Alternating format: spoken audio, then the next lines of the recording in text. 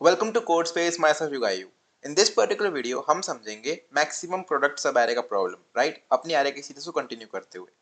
So as the question suggest, आपको एक array given है। लेट्स सपोज एरे का नाम है ए। आपको इसके अंदर से एक सब एरे चूज करना है सच दैट कि उस सब एरे के जो एलिमेंट्स उनका प्रोडक्ट जो है उसका आंसर मैक्सिमम आए। ठीक है, फॉर एग्जांपल सब एरे हमको सबको पता है, हमने एरे की सीरीज ऑलमोस्ट कंप्लीट कर लिया। सो वी नो कि सब एरे में मतलब कि एरे का कोई भी continuous part, right? So this is a सब array, similarly this is a sub array, similarly this is a sub array, similarly this is a sub array, right? सारे सब एरेज में से हमको ऐसा सब एरे चूज करना है जिसका प्रोडक्ट मतलब एलिमेंट्स का प्रोडक्ट मैक्सिमम आए। सो इसका आंसर कैसे निकालेंगे? तो यू कैन सी 3 और 4 को मल्टीप्लाई करेंगे तो इसका सब एरे का सम आ रहा है 12, राइट? इनको करेंगे तो -3, सिमिलरली इनको करेंगे तो 3, राइट? और किसी में भी 0 आ जाएगा तो उसका सम तो उसका प्रोडक्ट तो 0 ही हो जाएगा, राइट? सो वी नो कि इस पर्टिकुलर केस के लिए हमारा आंसर है 12। ठीक है, तो हमको प्रॉब्लम स्टेटमेंट समझ में आ रही है कि हमको एक एरे गिवन है, उसमें से कोई भी एक सब एरे लो जिसका आंसर मतलब जिसका एलिमेंट्स का प्रोडक्ट मैक्सिमम सम दे, उसको आंसर में रिटर्न करना है। ठीक है, करना कैसे है?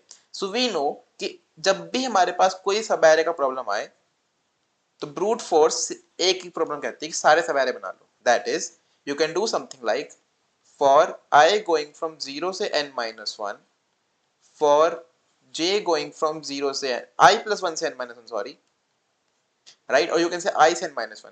सो इस केस में क्या होगा, i कॉमा j है ना क्लोज इंटरवल्स में, ये हमारा पर्टिकुलर सब एरे हो जाएगा inside this loop. So you can calculate, you can say my product equal to 1, क्योंकि 1 is equal to multiplicative identity.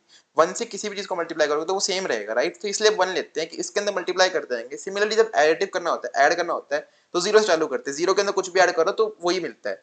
Similarly 1 के अंदर कुछ भी मल्टीप्लाई करो तो वही मिलता है। सिमिलरली यहाँ से हम एक रूप लगाएंगे, k गोइंग फ्रॉम i से लेके j, product equal to star equal to array of k।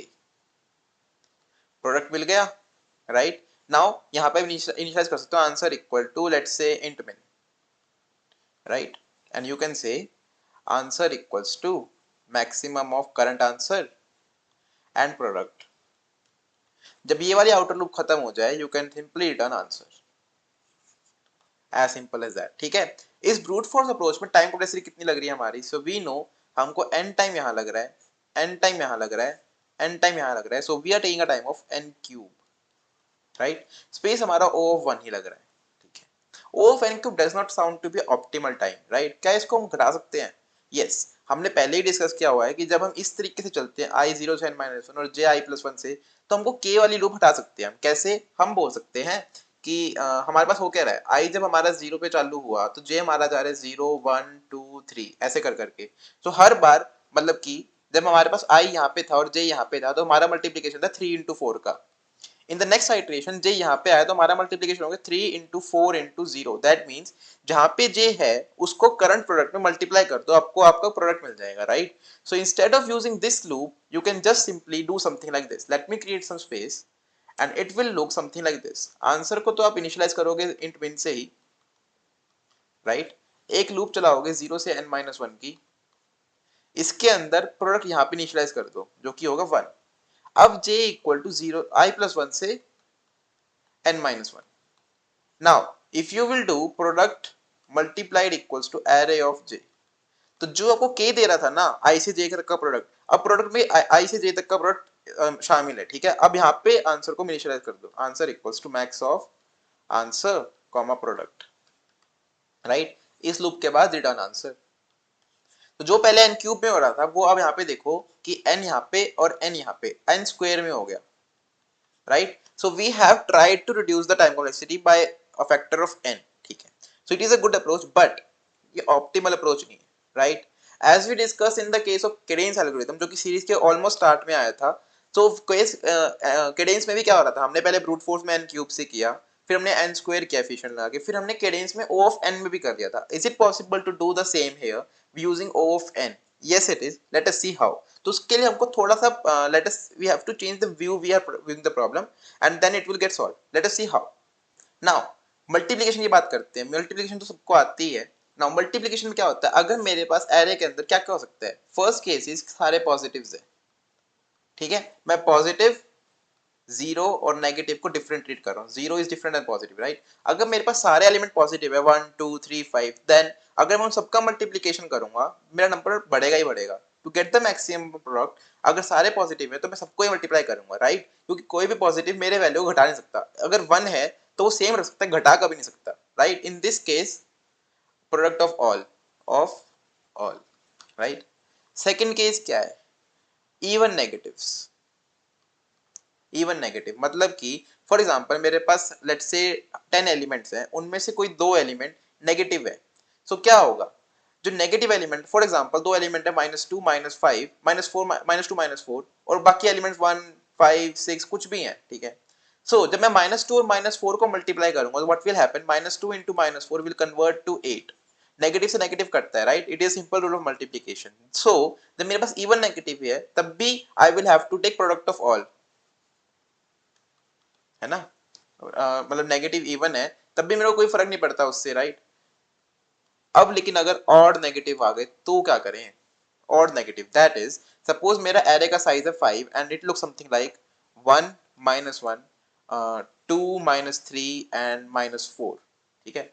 इसका अगर मैं सब एलिमेंट्स का प्रोडक्ट ले लूंगा it will B 1 into -1 into 2 into -3 into -4।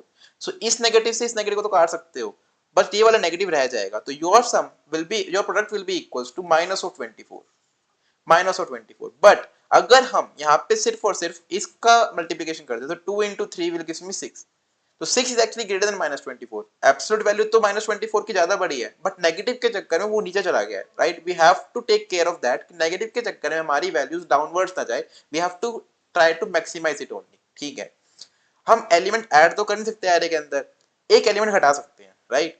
We also no कि ऑड के अंदर +1 या -1 कर दो तो वो इवन बन जाता है। ऑड और इवन में हमेशा +1 -1 का डिफरेंस रहता है, ठीक है। सो अगर हमको एलिमेंट ऐड तो कर नहीं सकते, अगर हम एक एलिमेंट हटा दें तो ऑड नंबर जो है हमारे पास है वो इवन नंबर में कन्वर्ट हो जाएगा। What I am trying to say, हमारे पास तीन नेगेटिव्स हैं इस पर्टिकुलर केस के अंदर, ये वाला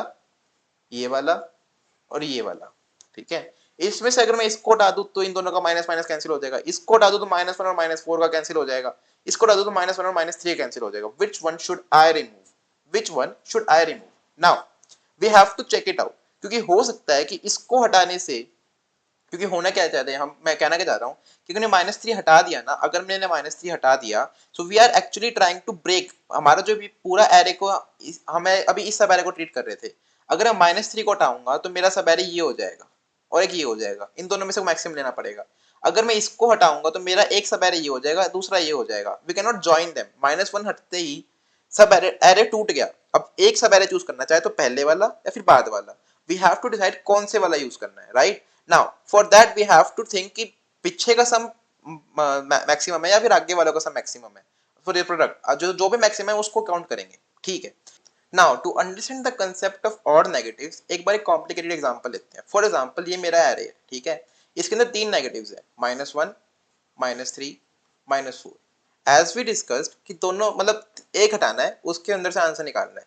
नाउ ट्राई टू थिंक, अगर मैं -3 को हटाता हूँ, किसी बीच वाले को मैंने हटा दिया, तो -1 की वजह से प्रीफिक्स उसका नेगेटिव हो जाएगा और सफिक्स भी उसका नेगेटिव हो जाएगा। हो क्या रहा है, अगर मैंने -1 को हटाया तो चाहे तो मैं प्रीफिक्स का सम लूंगा, अगर मैंने -1 को हटाया तो मैंने एरे को दो पार्ट में ब्रेक कर दिया, 1, 2 और 5 6 -3 2 4। इन दोनों में से कोई प्रोडक्ट लेना पड़ेगा। मैंने -3 को हटाया तो मेरा प्रीफिक्स हो जाएगा ये वाला एंड ये वाला, इन दोनों में से एक चूज करना पड़ेगा। -4 के लिए ये वाला, ठीक है। जोन सा भी हटाएंगे उसके प्रीफिक्स और सफिक्स में से चूज करना पड़ेगा मैक्सिमम। वो कैसे पता लगाए कि कौन सा हटाएं और फिर उसके बाद कौन सा चूज करें, ठीक है।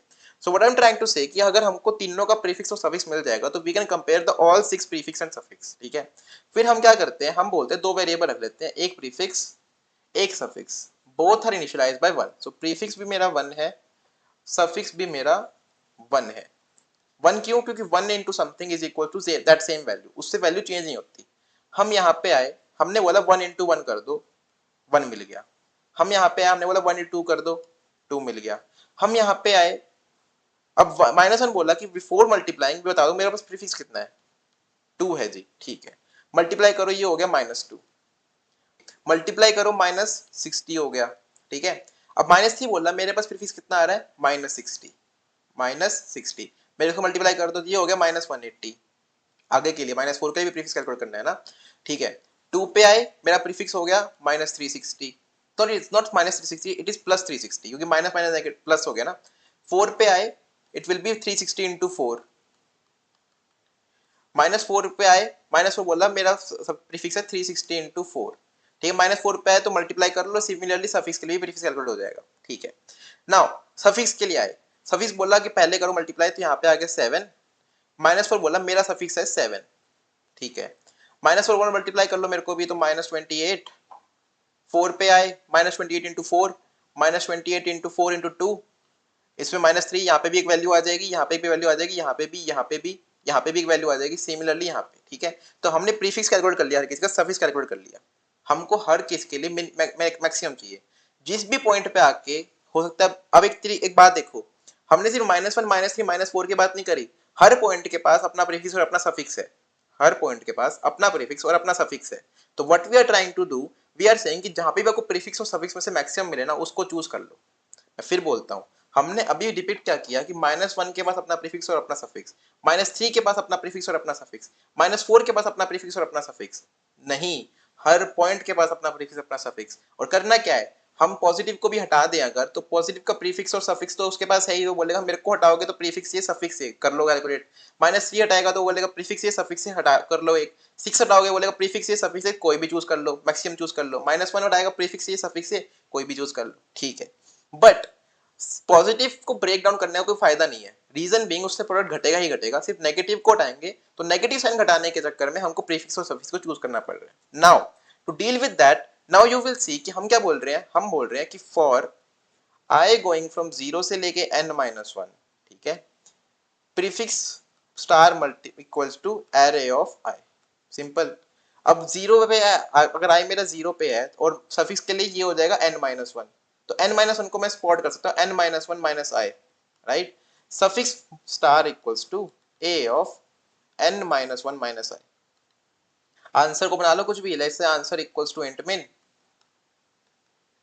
And it will be int min कर लिया हमने, यहाँ पे आंसर को मैक्सिमाइज करो, तो answer equals to maximum of answer, तीनों का सफिक्स और प्रीफिक्स का भी मैक्सिमम ले लो, maximum of prefix comma suffix, ठीक है, and at last return answer.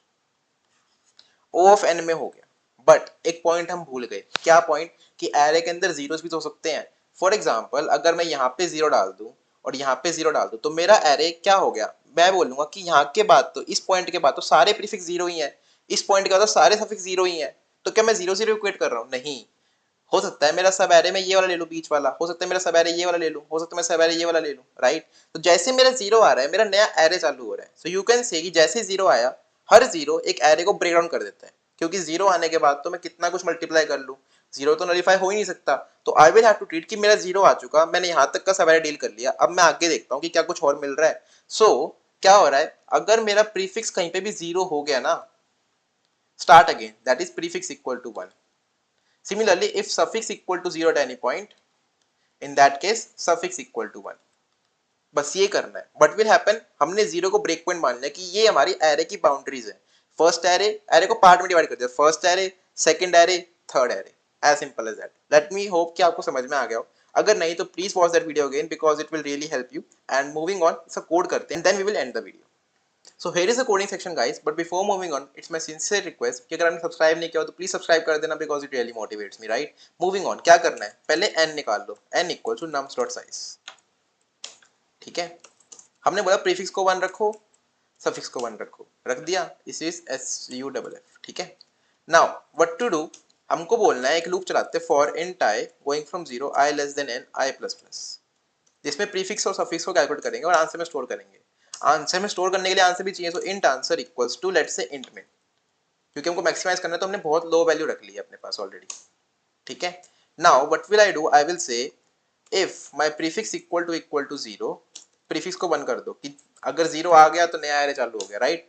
If suffix equal to 0, suffix को 1 कर लो, प्रीफिक्स में मल्टीप्लाई करो पहले वाला, pre star equals to nums of i, and suffix में स्टार्ट करो लास्ट वाला which is equal to n minus i minus 1, right. Suffix equal to nums of n minus 1 minus i, तीन दोनों का मैक्सिमम ले लो। So answer equals to maximum of answer comma prefix comma, मतलब यहाँ पे ऐसे लिखना पड़ेगा, prefix comma suffix, it is SU, right? And now we can simply return answer. Now you might say कि हमने जब सारे पॉजिटिव और सारे नेगेटिव थे, सॉरी सारे पॉजिटिव या इवन नेगेटिव थे, हमने कहा सबका प्रोडक्ट ले लो. Now try to tell me, जब हम ये चीज कर रहे हैं prefix equal to nums of i, अगर सारे पॉजिटिव हैं तो स्टार्टिंग से लेके एंड तक हमको सारा का सम मिल गया, आंसर वो प्रोडक्ट ले लेगा. अगर सारे पॉजिटिव है तो उससे ऊपर कुछ हो ही नहीं सकता, right? So we have return answer in this case. हमने सारे केस हैंडल कर लिए, ऑल पॉजिटिव, इवन नेगेटिव और नेगेटिव, और इन सब केसेस के अंदर सब जीरो भी होते हैं तब भी, राइट? जीरो हर किसी में आएगा, and that we have also handled. Let us try to run it, right? And it is running, and it is getting accepted for sample test cases. Let us see for the submission as well. And it is running, and it is getting accepted. So thank you for watching. Hope you liked it, and please make sure to like and subscribe to the channel. Thank you. Have a nice day.